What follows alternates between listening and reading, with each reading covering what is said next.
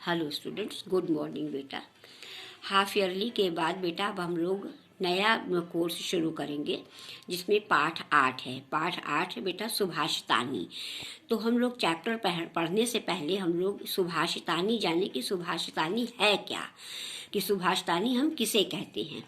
तो सुभाषितानी टॉपिक का अर्थ हम जाने कि ऐसे शब्द समूह या वाक्य अनुच्छेदों को हम कहते हैं जिसमें कोई बात बड़े सुंदर ढंग से या बुद्धिमत्तापूर्ण तरीके से कही गई हो।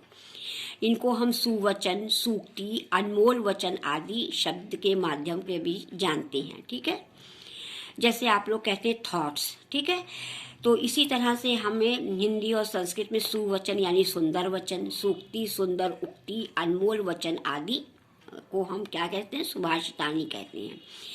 कि जैसे बेटा कि हम लोग ने पहले देखा था कि चाणक्य विवेक का पाठ था, उसमें चाणक्य ने अपनी बुद्धिमत्ता से दिखाई थी। पाठ 5 हृदय परिवर्तन था, उसमें भगवान बुद्ध ने कितने सुंदर ढंग से अंगुलीमाल जैसे डाकू का हृदय परिवर्तन एक पत्ते के माध्यम से कर दिया था। फिर उन्होंने एक पत्ते का उदाहरण देकर उसके पूरे जीवन को ही बदल दिया था। इसी तरह बेटा सूक्तियों या श्लोकों के माध्यम से जब हमें अच्छी सीख मिलती है तो और हम उसे अपने जीवन में अमल कर लेते तो हमारा चरित्र जो है और भी ऊंचा उठ जाता है।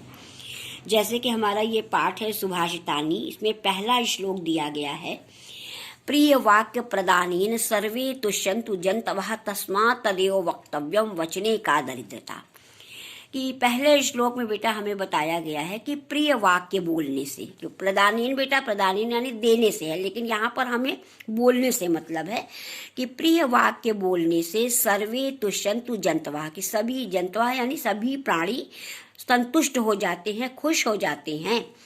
तस्मात् तदेव वक्तव्यम वचने का दरिद्रता, तो फिर हमें ऐसा बोलने में कैसी गरीबी, यानी कि हमें ऐसे बोलने में, मीठी वाणी बोलने में किसी प्रकार की कोई गरीबी दिखानी नहीं चाहिए। हमेशा हमें प्रिय वाक्य बोलना चाहिए।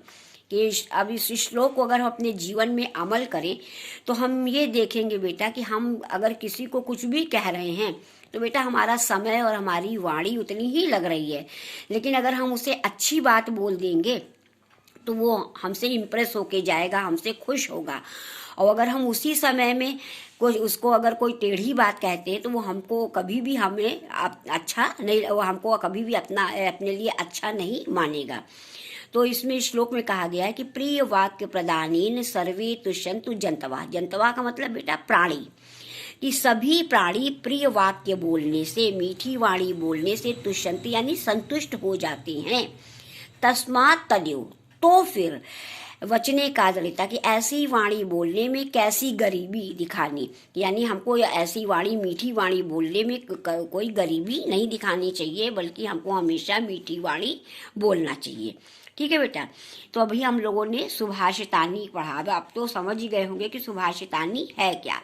शुभ आशितानी यानी कि शुभ, जो कि हमारे लिए अच्छी चीजें हों, शुभ हों, ऐसे वाक्य जो हमारे लिए शुभ हों वो हमारे लिए सुभाषितानी है। कि जैसे आपने श्लोक पढ़ा, अब आपको ये समझ में आ गया होगा और आपने अगर आप इसको अपने जीवन में अमल कर लेंगे कि हमको हमेशा मीठी वाणी बोलना है तो आप भी खुश रहेंगे। कभी बेटा आपने देखा होगा कि आप लोग नाराज जब होते हैं, किसी से गुस्सा होते हैं तो किसी को कुछ टेढ़ा बोल देते हैं, लेकिन जब आप थोड़ा सा होश में आते हैं तो आपको ऐसा लगता है कि हमने बेकार उसे ऐसा बोल दिया। तो जब अगर आपने इस श्लोक को पढ़ लिया और आपने इसको अपने जीवन में अमल कर लिया कि हाँ हमने अपनी श्लोक पढ़ा था और उसमें ऐसा कहा गया था कि हमेशा सबसे मीठी वाणी बोलना चाहिए, और जब हम मीठी वाणी बोलेंगे तो सब लोग खुश हो जाएंगे। तो जब सब खुश होते हैं मीठी वाणी बोलने से, तो हमको ऐसी वाणी बोलने से, मीठी वाणी बोलने में कैसी गरीबी। तो इसको अगर आप अपने जीवन में अमल कर लेंगे तो आप भी खुश रहेंगे और जिससे आपकी बातें होंगी वो भी खुश रहेगा। तो आप ये क्या अच्छी बात को सुभाषितानी शब्द के माध्यम से हम तक पहुंचाया गया, इसलिए ये श्लोक हमारे लिए क्या हो गया, सुभाषितानी हो गया, क्योंकि इसको हमने अपने जीवन में अमल किया और अमल करके उसको अपने जीवन में हमने सुधार लिया कि हमें अब ऐसा ही बोलना है, तो ये हमारे लिए सुभाषितानी हो गया। ठीक है बेटा। अब जैसे दूसरा श्लोक है, दुर्जनः परिहर्तव्यम विद्या अलंकृतो अपि सन् मणिना भूषितः सर्पः किमसौ न भयंकर। कि अगर कोई व्यक्ति बहुत विद्या से अलंकृत है, यानी बहुत जो है पढ़ा लिखा है, बहुत डिग्रीधारी है, लेकिन वो दुष्ट है, तो उसको वैसे ही त्याग दो जैसे मणि से जो है सुशोभित सर्प होता है, क्योंकि वो हमारे लिए भयंकर ही होगा, हमारे लिए हानिकारक ही होगा। तो कहने का तात्पर्य यह है बेटा कि कितना भी कोई पढ़ा लिखा व्यक्ति हो, अगर वो दुष्ट है तो उसको वैसे ही त्याग दो जैसे कि मणि से विभूषित, कितना भी मणि से जो है युक्त सर्प हो वो हमारे लिए कष्टकारी होगा, वैसे ही कितना भी पढ़ा लिखा ज्ञानवान व्यक्ति है, अगर वो दुष्ट है तो वो हमारे लिए हानिकारक ही होगा, वो हमारे लिए अच्छा नहीं होगा। ठीक है बेटा, आज हम लोग यहीं तक पढ़ेंगे, नेक्स्ट टाइम हम लोग आगे पढ़ेंगे बेटा। ठीक है, ओके, थैंक यू।